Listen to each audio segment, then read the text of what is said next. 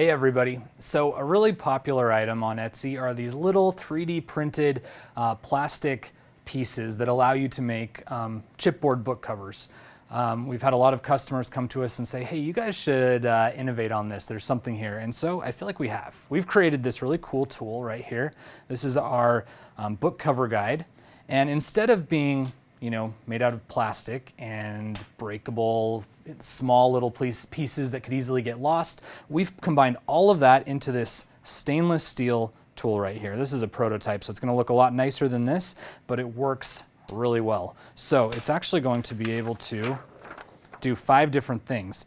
It's going to give you the proper placement of your chipboard, the proper spacing between chipboard pieces, the mitered corner angle that you're going to want to get. It's going to allow you to round your corner, provide the template to round your corner and round your paper, and also provide the marking spots for elastic closures. So kind of everything that you need in one tool, which is really handy. The retail on this is tentatively set for $17.99, and it's going to be launching in the second half of 2022.